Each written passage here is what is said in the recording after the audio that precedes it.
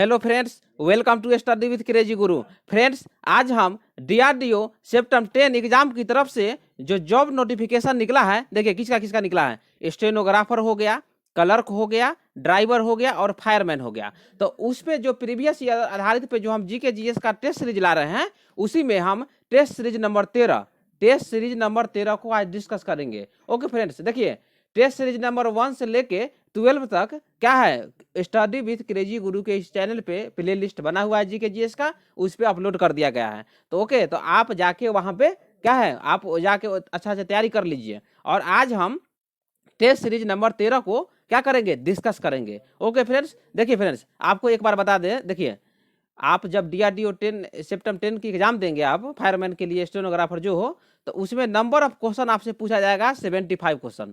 75 में से आपको जीके जीएस का मैक्सिमम 20 क्वेश्चन पूछा जाएगा। मैक्सिमम 20 क्वेश्चन आपसे पूछा जाएगा। तो देखिए जीके जीएस कितना आपके लिए क्या है, फायदेमंद है। तो क्या है कि इसी तरह वीडियो आप रेगुलर आते रहेगा, आप जीके जीएस बनाते रहिए। ये मत ओवर एस्टिमेट कर दीजिएगा कि नहीं हमको जीके जीएस तैयारी है तो वही एग्जाम में जाके आपको क्या हवा नहीं लगेगी, और क्या एकदम मतलब अच्छा क्वेश्चन आएगा, आप क्या कर जाएगा, चुक जाइएगा और क्वेश्चन को गलत कर दीजिएगा। ओके, तो जीके जीएस का क्वेश्चन जिस तरह हम अपने पूरा मेहनत के साथ क्वेश्चन बना क्या करते हैं, आपके साथ डिस्कस करते हैं, तो उसी तरह आप भी इसको क्या करिए, अच्छा से तैयारी कीजिए। ओके फ्रेंड्स, तो चलिए आज हम टेस्ट सीरीज नंबर 13 में स्टार्ट करते हैं। और आपको बता दें, यदि आप इस चैनल पे नए हैं तो क्या चैनल को सब्सक्राइब कर दीजिए। ओके, यदि वीडियो अच्छा लगे तब चैनल को सब्सक्राइब जरूर कर दीजिए और दोस्तों को भी शेयर कर दीजिए। क्या है कि आप दोस्तों को भी शेयर नहीं करते हैं। ओके फ्रेंड्स, तो क्या करना है, शेयर कर दीजिए। चलिए, तो हम क्वेश्चन नंबर पहला स्टार्ट करते हैं। और इससे पहले बता दें, देखिए मैथ का भी जो जो क्वेश्चन है वो भी स्टार्ट हो चुका है, रीजनिंग का भी स्टार्ट हो चुका है, इंग्लिश का भी स्टार्ट हो चुका है और जीके जीएस भी स्टार्ट है। ओके ना, जीके जीएस भी स्टार्ट है। और आपको बता दें, इस चैनल पे मध्यकालीन भारत का इतिहास भी हम पढ़ा रहे हैं। तो वहाँ जाके यदि आपको लगे मध्यकालीन भारत में थोड़ा सा भी डाउट है, तो वहाँ जाके आप क्वेश्चन को क्या कीजिए, वहाँ जाके थ्योरी पढ़िए। ओके, तो चलिए स्टार्ट करते हैं आज के क्वेश्चन। देखिए क्वेश्चन है, निम्नलिखित में से कौन न तो तत्व है और न ही यौगिक है। तो देखिए ऑप्शन क्या हो जाएगा, वायु। ऑप्शन नंबर डी हो जाएगा, मतलब वायु। निम्नलिखित में से कौन न तो तत्व है और न यौगिक है, तो कौन, वायु। ऑप्शन डी हो जाएगा। तो चलिए आप बोलिएगा सर थोड़ा तत्व के बारे में बता दीजिए। देखिए तत्व क्या होता है, तत्व वह पदार्थ होता है जो एक ही प्रकार के परमाणुओं से मिलकर बना होता है। याद रखिएगा, तत्व वह पदार्थ होता है जो एक ही प्रकार के परमाणुओं से मिलकर बना होता है। ओके, और देखिए इसमें प्रत्येक परमाणु का जो नाभिकीय आवेश होता है समान होता है। नाभिकीय आवेश जो उसमें परमाणु से मिलकर बना होता है, तो उसमें जो प्रत्येक परमाणु का नाभिकीय आवेश जो होता है समान होता है। ओके फ्रेंड्स, देखिए आप बोलिए सर थोड़ा तत्व का एग्जाम्पल भी बता दीजिए। तो देखिए एग्जाम्पल तत्व का देखिए, हाइड्रोजन है, ऑक्सीजन है, सोडियम है। ओके, उसके बाद लोहा है, उसके बाद तांबा है और बहुत सारे हैं। ओके, किसका है, तत्व का उदाहरण है। ओके, और देखिए तत्व दो प्रकार के होते हैं। देखिए तत्व जो होते हैं दो प्रकार के होते हैं, आप जानते हैं ना, एक धातु कहते हैं और एक को अधातु कहते हैं। ओके, तो चलिए इतना आप समझ गए। उसके बाद आपसे देखिए बहुत अच्छा क्वेश्चन आपसे पूछ देगा। ओके, लेकिन उससे पहले एक चीज और बता देते हैं, उसके बाद वो क्वेश्चन बताते हैं। देखिए तो बता दिए ना, यौगिक। यौगिक क्या होता है, आपको ये सर थोड़ा यौगिक के बारे में बता दीजिए। तो यौगिक क्या होता है, देखिए यौगिक जो होता है क्या होता है, एक मिनट रुक जाए, आपको आगे बताते हैं। पहले तत्व के बारे में बता देते हैं, उसके बाद यौगिक में आते हैं। तो देखिए तत्व में आपको बताते हैं। देखिए तत्व वह शुद्ध पदार्थ है जिसे न तो दो या दो से अधिक पदार्थों में विभाजित किया जा सकता है और न ही अन्य पदार्थों के योग से क्या बनाया जाता है। इसलिए ना आपको बताया था पहले ही, वह पदार्थ, तत्व वह पदार्थ होता है जो एक ही प्रकार के परमाणुओं से मिलकर बना होता है। ओके, इतना समझ गए। और आपको एग्जाम्पल तो बता दिए ना, सोना चांदी, हाइड्रोजन, ऑक्सीजन, तांबा, सोडियम और बहुत सारे हैं। ओके, उसके बाद देखिए यौगिक के बारे में आप जान लीजिए। यौगिक क्या होता है, देखिए यौगिक जो होता है वह शुद्ध पदार्थ जो रासायनिक रूप से दो या दो से अधिक तत्वों के एक निश्चित अनुपात में रासायनिक संयोग से बनता है। याद रखिएगा, है ना। देखिए पॉइंट, वह शुद्ध पदार्थ जो रासायनिक रूप से दो या दो से अधिक तत्वों के एक निश्चित अनुपात में रासायनिक संयोग से बनता है, क्या कहलाता है, यौगिक कहलाता है। तो बोलिए सर एग्जाम्पल बताइए। तो देखिए जल, जल जो होता है ना, जल को क्या सूत्र है, H2O है ना, H2O वो क्या है, यौगिक है। ओके, यौगिक के गुण उनके अवयवी तत्वों के गुण से क्या होते हैं, भिन्न होते हैं। याद रखिएगा, यौगिक के जो गुण होते हैं उनके अवयवी तत्वों के गुण से क्या होते हैं, भिन्न होते हैं। ओके, तो आपको हम बताए थे ना, एग्जाम्पल क्या दिए थे, H2O दिए थे। ओके, तो देखिए आज आपका डाउट देखिए यौगिक से एकदम क्लियर हो जाएगा। देखिए आपसे जब एग्जाम देने जाइएगा तो आपसे पूछ देगा H2O में परमाणु अनुपात, मतलब परमाणु अनुपात में H अनुपात O का रेशियो क्या होता है। परमाणु अनुपात में पूछे H रेशियो मतलब हाइड्रोजन रेशियो ऑक्सीजन का अनुपात क्या होता है, तो 2:1 होता है। याद रखिए, ये नोट कर लीजिए आप, ये क्वेश्चन भी आई है। हाइड्रोजन रेशियो ऑक्सीजन का रेशियो क्या होगा, 2:1, 2:1 होता है परमाणु अनुपात के आधार पर। ओके, और आपसे एक चीज और पूछ दे, H2O में ही क्या पूछ देगा आपका, भार के विचार से बताइए अनुपात। भार के विचार से, देखिए भार के विचार से H अनुपात क्या है, ऑक्सीजन, मतलब हाइड्रोजन अनुपात ऑक्सीजन का मतलब भार के विचार से क्या होगा, रेशियो क्या होगा, तो 1:8 हो जाएगा। देखिए फ्रेंड्स, ये बहुत VVI है, ये क्वेश्चन जो है ना VVI है। यदि आप यौगिक के बारे में आपको नॉलेज नहीं होगा तो एग्जाम में आप ये क्वेश्चन बिल्कुल एकदम गलत करके ही आइएगा। ओके फ्रेंड्स, तो देखिए अब आपको बता दिए ना, भार के यदि विचार से आपको हाइड्रोजन ऑक्सीजन रेशियो पूछा जाएगा तो 1:8 होता है, और परमाणु के अनुपात से हाइड्रोजन और ऑक्सीजन का रेशियो पूछा जाएगा तो 2:1 होता है। ओके फ्रेंड्स, तो चलिए इतना समझ गए। चलिए अब हम नेक्स्ट क्वेश्चन पे आते हैं। देखिए नेक्स्ट क्वेश्चन, देखिए नेक्स्ट क्वेश्चन है 22 है, निम्नलिखित में से कौन सी धातु नाइट्रिक अम्ल द्वारा प्रभावित नहीं होती है। तो ये क्वेश्चन आप जानते होंगे, देखिए एकदम VVI क्वेश्चन है। यदि साइंस का क्वेश्चन आपसे पूछेगा तो एकदम VVI। देखिए सोना, निम्नलिखित में से कौन सी धातु नाइट्रिक अम्ल द्वारा प्रभावित नहीं होती है, तो कौन, सोना। ओके, देखिए नाइट्रिक, बोलिएगा सर क्यों प्रभावित क्यों नहीं होती थी। देखिए सोना जो जो नाइट्रिक अम्ल होता है, सोना में उसका उपयोग क्यों किया जाता है, सोना को शुद्धिकरण के लिए किया जाता है। किसके लिए, सोना को शुद्धिकरण के लिए उपयोग किया जाता है। किसका, नाइट्रिक अम्ल का, नाइट्रिक अम्ल का उपयोग सोना के शुद्धिकरण के लिए किया जाता है। ओके, तो चलिए इसके बारे में कुछ जान लेते हैं 22 के बारे में। देखिए आपको पता है ना, देख लीजिए एक बार देख लीजिए। सोना जो है नाइट्रिक अम्ल द्वारा प्रभावित नहीं होती है। क्यों, क्योंकि देखिए नाइट्रिक अम्ल जो है सोना से प्रतिक्रिया नहीं करता है, इसीलिए इसका उपयोग जो है सोना के शुद्धिकरण में किया जाता है। आपको अभी बताया ना, सोना के शुद्धिकरण में किया जाता है। ओके, उसके बाद देखिए सर्वाधिक विद्युत चालकता वाला तत्व तो क्या है, चांदी है, और उसके बाद क्या है, क्या है, तांबा है। देखिए फ्रेंड्स, एक क्वेश्चन बहुत VVI क्वेश्चन, याद रखिएगा चांदी वाला। आपसे क्वेश्चन पूछेगा सर्वाधिक विद्युत चालकता वाला जो तत्व है कौन है, तो चांदी है, और उसके बाद कौन है, उसके बाद तांबा है। पहले कौन है, पहले है चांदी। ओके, पहले है चांदी, उसके बाद है तांबा। तो सर्वाधिक विद्युत चालकता वाला तत्व चांदी। सुनिए, सोना का जो घनत्व होता है पारा के घनत्व से क्या होता है, ज्यादा होता है, इसलिए सोना पारा में क्या हो जाता है, डूब जाता है। क्योंकि इसका घनत्व ज्यादा होता है, इसलिए जो सोना है पारा में क्या हो जाता है, डूब जाता है। ओके, उसके बाद देखिए सोने की शुद्धता कैरेट में व्यक्त की जाती है। ओके, और 100% जो शुद्ध सोना होता है 24 कैरेट का होता है। कितना कैरेट का होता है, 24 कैरेट का होता है। ओके, उसके बाद देखिए सोना जो है एक वेरिया में घुलनशील होता है। एक वेरिया को सांद्र नाइट्रिक अम्ल और सांद्र हाइड्रोक्लोरिक अम्ल को 1:3 में मिलाकर बनाया जाता है। तो एक वारेजिया है वो कैसे बनता है, सांद्र नाइट्रिक अम्ल और सांद्र सल्फ्यूरिक अम्ल हाइड्रोक्लोरिक अम्ल को 1:3 के अनुपात में मिलाते हैं और क्या बनाते हैं, एक वे रेजिया बनाते हैं। उसी में जो सोना होता है एक वे जुरिया में घुलनशील होता है। इतना समझ गए 22 के बारे में। चलिए 23 के क्वेश्चन आते हैं। देखिए 23 का क्वेश्चन देख लीजिए, बैकेलाइट निम्नलिखित का बहुलक है। तो बैकेलाइट किसका बहुलक है, देखिए फॉर्मेल्डिहाइड और फिनॉल दोनों का क्या है, बहुलक है। तो ऑप्शन इसका सी हो जाएगा। बैकेलाइट जो है फॉर्मेल्डिहाइड और फिनॉल का क्या है, बहुलक है। तो चलिए 23 के बारे में और कुछ थोड़ा सा देख लेते हैं। देख लीजिए, आपको बता दें बैकेलाइट क्या है। आप पूछिएगा सर बैकेलाइट के बारे में बता दीजिए और किसके बारे में, फिनॉल के बारे में बता दीजिए।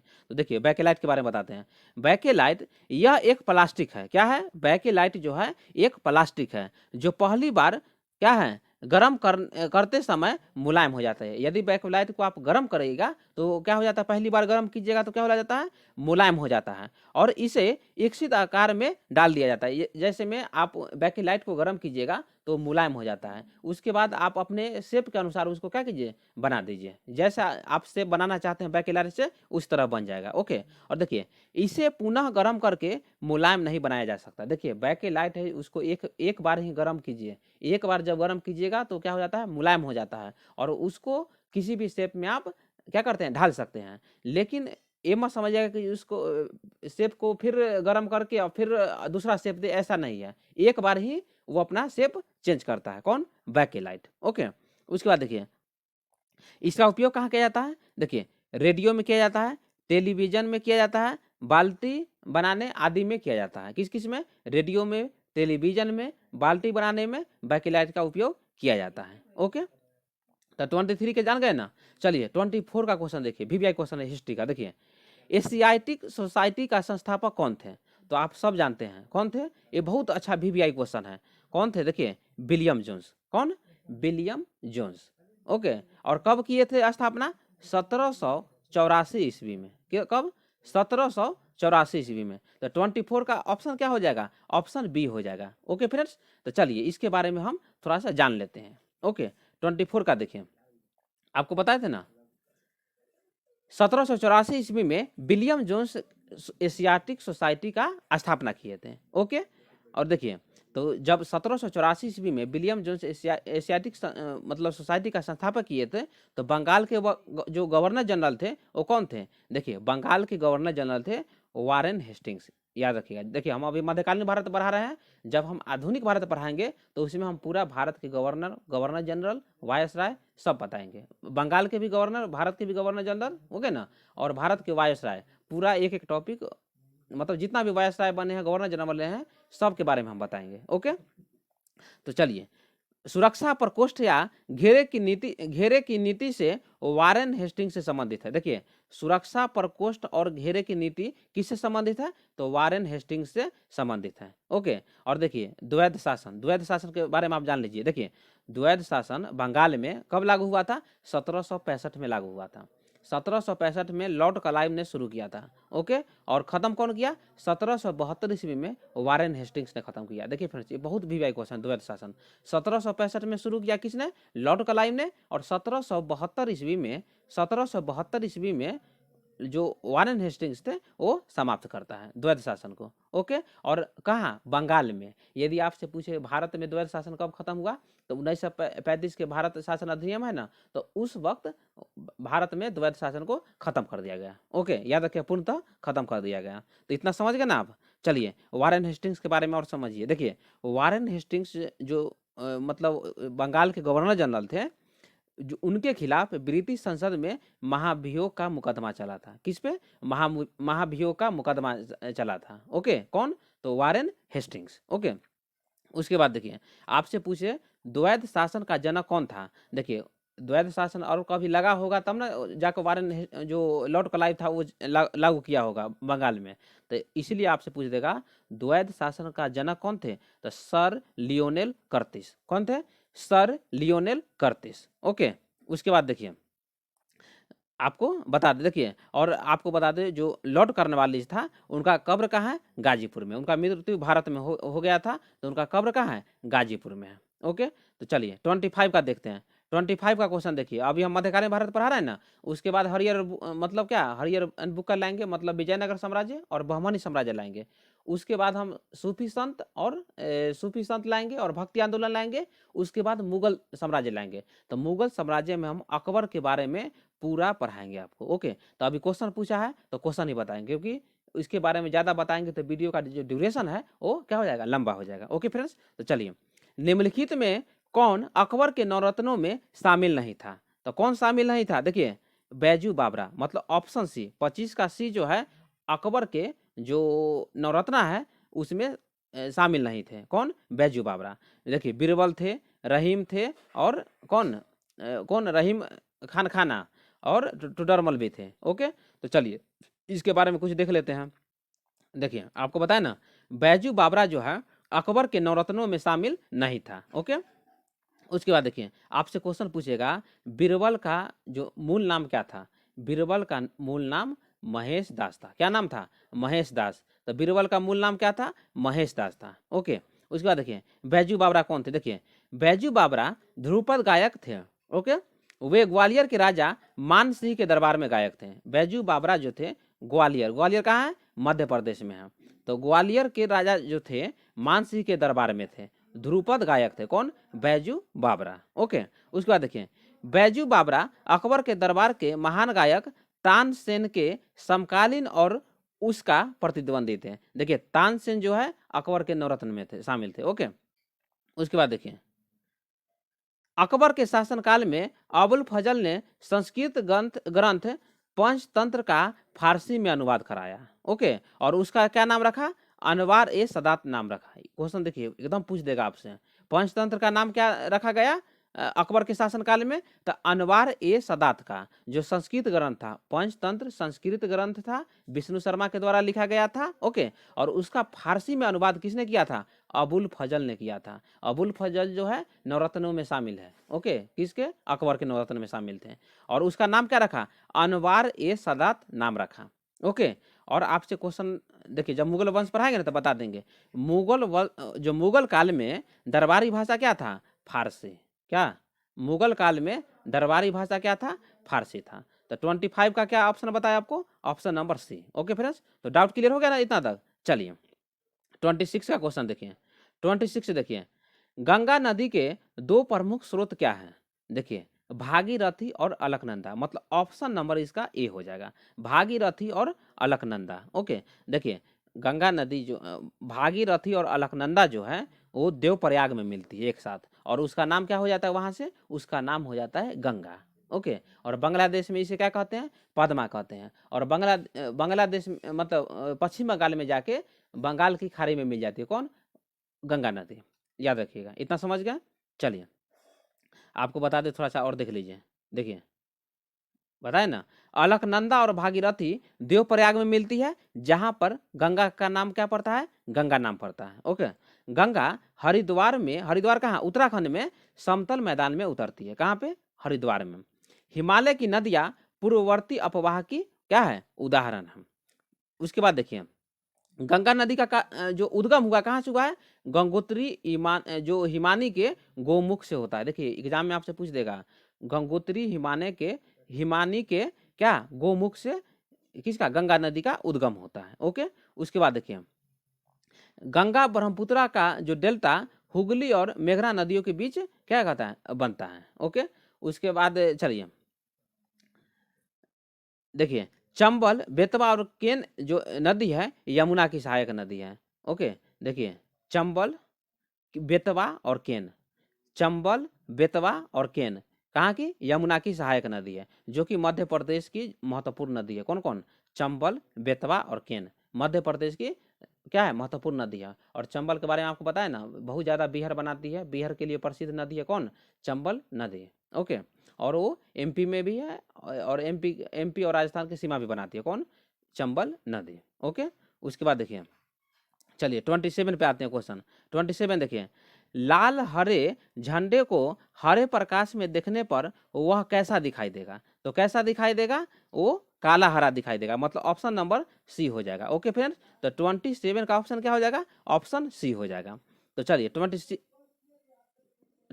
का देखिए लाल हरे झंडे को हरे प्रकाश में देखने पर वह कैसा दिखाई देता है? तो काला हरा दिखाई देता है। आपको पता है ना फ्रेंड? चलिए एक वस्तु से आने वाले प्रकाश में से आंख द्वारा ग्रहण की गई अनुभूति को क्या कहते हैं? रंग कहते हैं। क्या कहते हैं? रंग कहते हैं। ओके, उसके बाद देखिए अपारदर्शी वस्तु के रंग निश्चित प्रकाश के परावर्तन के कारण होते हैं। जैसे पहला देखिए लाल गुलाब लाल या श्वेत प्रकाश में लाल दिखाई देता है। देखिए लाल गुलाब जो है लाल या श्वेत प्रकाश में कैसा दिखाई देता है? लाल दिखाई देता है, लेकिन यह लाल रंग का क्या होता है? परावर्तन होता है। ओके, उसके बाद देखिए दूसरा, जब फूलों के एक गुलदस्ते पर पीला प्रकाश आपतित किया जाता है तो पीले एवं श्वेत रंग के फूल पीले, जबकि जो शेष रंग के फूल क्या होते हैं, मतलब काले दिखाई देते हैं। ओके, तो चलिए 28 पे आते हैं। देखिए 28 का क्वेश्चन देखिए, दो समतल दर्पणों की सहायता से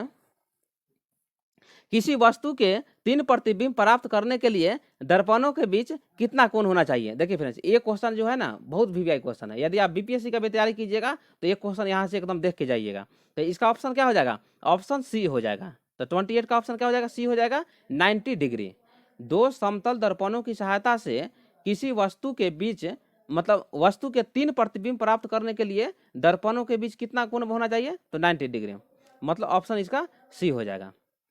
तो चलिए इसके बारे में थोड़ा देख लेते हैं। ओके फ्रेंड्स, चलिए ये आप याद रख लीजिए, जो अभी बता रहे हैं 3-4 पॉइंट बताएंगे, याद रखिएगा। देखिए, यदि दो समतल दर्पणों एक दूसरे से थीटा कोण पर झुका हो, कितना, थीटा कोण पर झुका हो, तो उनके बीच रखे वस्तु के प्रतिबिंबों की संख्या क्या होगा। देख लीजिए, अभी बताते हैं। पहला क्या होगा, देखिए पहला देख लीजिए, यदि 360 डिग्री बटे थीटा एक सम संख्या है, क्या है, एक सम संख्या है, तो प्रतिबिंबों की संख्या क्या हो जाएगा, ये नोट कर लीजिए, n is equal to 360 degree by theta minus 1 हो जाएगा। पहला आप समझ गए फ्रेंड्स। चलिए याद रखिएगा, यदि 360 डिग्री बटे थीटा एक सम संख्या है तो n is equal to 360 degree बटे थीटा माइनस 1 हो जाएगा। ओके, दूसरा देखिए, यदि विषम संख्या होगा तो क्या होगा, यदि विषम संख्या होगा तो n is equal to 360 degree by theta हो जाएगा। तो विषम संख्या में क्या हो जाएगा, 360 डिग्री बाई थीटा हो जाएगा, और सम संख्या होगा तो n is equal to 360 degree by theta minus 1 हो जाएगा। ओके, चलिए तीसरा देख लीजिए, तीसरा क्या है, यदि 360 डिग्री बाई थीटा एक विषम संख्या हो, क्या हो, एक विषम संख्या हो, तो वस्तु दोनों दर्पणों के बीच कारक के समद्विभाजक पर रखी हो। ओके, तो प्रतिबिंबों की संख्या क्या हो जाएगी, तो इसमें प्रतिबिंबों की संख्या हो जाएगा n is equal to 360 degree by theta minus 1 हो जाएगा। ओके, देखिए विषम संख्या आपको पता है, विषम संख्या में n is equal to 360 by theta हो जाएगा, और उसी में बोला है विषम संख्या भी हो और वस्तु दोनों दर्पणों के कारण, मतलब दोनों दर्पणों के बीच के कारण के समद्विभाजक पर रखी हो, तो प्रतिबिंबों की संख्या 360 डिग्री बाई थीटा माइनस 1 हो जाएगा। तो दोनों में क्या है, बहुत बड़ा डिफरेंस है, याद रख लीजिएगा आप। तीसरा देखिए, यदि चौथा है, यदि 360 डिग्री बाई थीटा एक भिन्न हो तो प्रतिबिंबों की संख्या क्या होगा, पूर्ण संख्या होगी, क्या होगा, पूर्ण संख्या होगी। ओके, तो इतना समझ गए ना 28 के बारे में। चलती 29 के बारे में देख लीजिए, 29 का क्वेश्चन देख लीजिए, संयुक्त राष्ट्र संघ के सुरक्षा परिषद में कितनों सदस्यों की वीटो का अधिकार प्राप्त है। तो जानते हैं ना, पांच सदस्य हो। तो 5 सदस्य कौन कौन है, देख लीजिए 5 सदस्य कौन कौन है। देखिए रसिया है, कौन कौन है, रसिया है, फ्रांस है, ब्रिटेन है, अमेरिका है और चाइना है। तो जो सुरक्षा परिषद में वीटो पावर प्राप्त है, किसका किसका क्वेश्चन पूछ देगा, 3 का बोल देगा कि वीटो पावर किसके पास नहीं है, ऐसा पूछ देगा यूएनओ में, और आपको 3 ऑप्शन सही देगा और किसका एक चौथा ऑप्शन आपको गलत दे देगा। तो 5 आप याद रखिए, रसिया, फ्रांस, ब्रिटेन, अमेरिका और चीन, जो कि सुरक्षा परिषद में वीटो पावर क्या है, प्राप्त है। ओके, उसके बाद देखिए आप पूछिएगा सर थोड़ा सा आप जो संयुक्त राष्ट्र संघ के बारे में आप थोड़ा बता दीजिए। देखिए 24 अक्टूबर 1945 ईस्वी को क्या होता है, स्थापना किया जाता है, क्यों, विश्व शांति और सुरक्षा के लिए। संयुक्त राष्ट्र संघ का स्थापना कब किया जाता है, जब द्वितीय विश्व युद्ध खत्म हुआ था 1945 ईस्वी में। कब से कब तक चला था, 1939 से 1945 ईस्वी तक चला था। तो 1945 ईस्वी में संयुक्त राष्ट्र संघ की स्थापना 24 अक्टूबर 1945 को किया गया, क्यों, विश्व शांति एवं सुरक्षा के लिए। ओके, और 5 देश के बारे में आपको बता दिए ना, जो क्या है, अस्थायी सदस्य है और उसको वीटो पावर प्राप्त है, और 10 सदस्य जो है वो अस्थायी सदस्य है। ओके, तो इस तरह जो यूएनओ में जो कुल सदस्य है कितना है, 15, 5 अस्थायी सदस्य है और 10 जो है वो अस्थायी सदस्य होते हैं। ओके, उसके बाद देखिए इतना 29 का समझ गए ना। चलिए आज का लास्ट क्वेश्चन है, देखिए जो मीनामबक्कम अंतर्राष्ट्रीय हवाई अड्डा कहाँ है, तो कहाँ है, देखिए ये है चेन्नई में, कहाँ है, चेन्नई में है। ओके, तो चलिए और कुछ देख लेते हैं, आपको चेन्नई में बता दिए। इंदिरा गांधी जो अंतर्राष्ट्रीय हवाई अड्डा है वो कहाँ है, तो नई दिल्ली में है, याद रखिएगा। इंदिरा गांधी अंतर्राष्ट्रीय हवाई अड्डा कहाँ है, नई दिल्ली में है। छत्रपति शिवाजी अंतर्राष्ट्रीय हवाई अड्डा कहाँ है? मुंबई में है। ओके, मुंबई में है। केम्पेगौड़ा अंतर्राष्ट्रीय हवाई अड्डा कहाँ है? तो बेंगलुरु में है। ओके, नेताजी सुभाष चंद्र बोस अंतर्राष्ट्रीय हवाई अड्डा कहाँ है? कोलकाता में है। ओके, और फ्रेंड्स आप बताइए नेताजी सुभाष चंद्र बोस का जन्म किस राज्य में हुआ था और कहाँ हुआ था? ये आप कमेंट बॉक्स में लिखिए। ओके, क्या है कि ये VVI क्वेश्चन है, ये आ गया तो आपसे पूछ दिया है।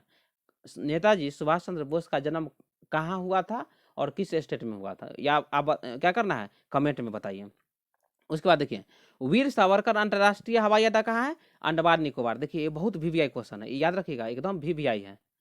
वीर सावरकर अंतर्राष्ट्रीय हवाई अड्डा कहाँ है?